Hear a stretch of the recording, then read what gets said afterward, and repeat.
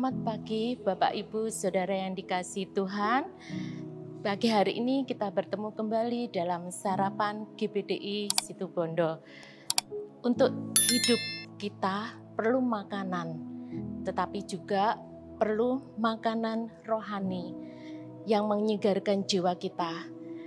Tema sarapan pagi hari ini yaitu Bhinneka Tunggal Ika. Berbeda-beda tetapi tetap satu jua. Bangsa Indonesia memiliki keanekaragam suku, bahasa, agama, dan budaya. Berbeda-beda tetapi tetap satu bangsa Indonesia.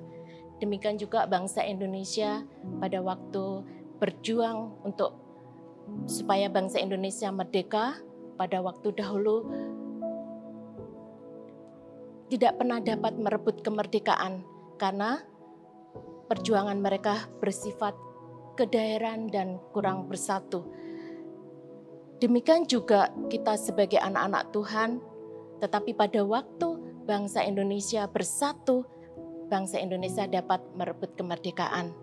Demikian juga kita sebagai anak-anak Tuhan, berbeda-beda latar belakang, keluarga, warna kulit, pekerjaan, pendidikan, tetapi kita adalah satu tubuh, yaitu satu jemaat, satu iman, satu Tuhan, yaitu Yesus Kristus Tuhan kita. Mari kita baca firman Tuhan yang di dalam 1 Korintus 12 ayat 12.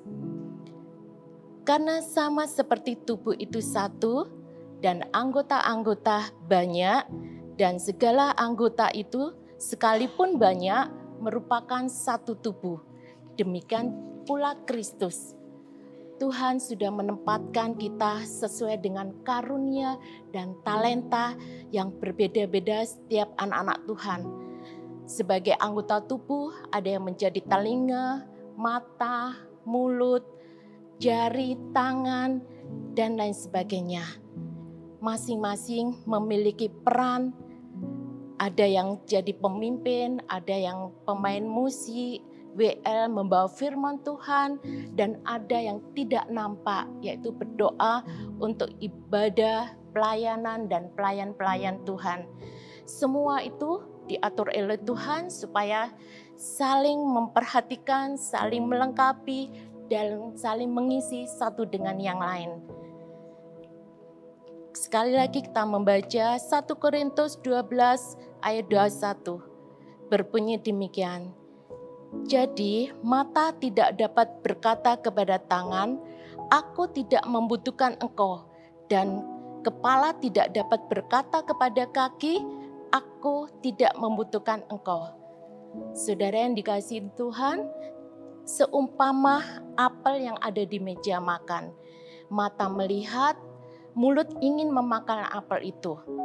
Tanpa bekerja sama, anggota-anggota tubuh, maka apel itu tidak dapat dimakan. Apel itu dapat dimakan dengan bekerja sama seluruh anggota tubuh. Mata melihat, menuntun kaki untuk berjalan ke arah apel di meja makan, dan tangan mengambil serta jari-jari mengupas, membawa ke mulut untuk dimakan. Jadi semua anggota tubuh itu penting dan saling membutuhkan. Untuk mencapai tujuan, maka anggota-anggota tubuh bekerja sama dan bersatu. Demikian juga kita anak-anak Tuhan memiliki peran dan desain yang Tuhan sudah bentuk kita sedemikian rupa.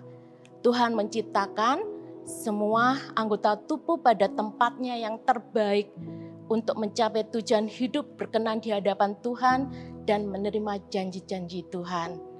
Mari kita membaca firman Tuhan di dalam 1 Korintus 12 ayat 26.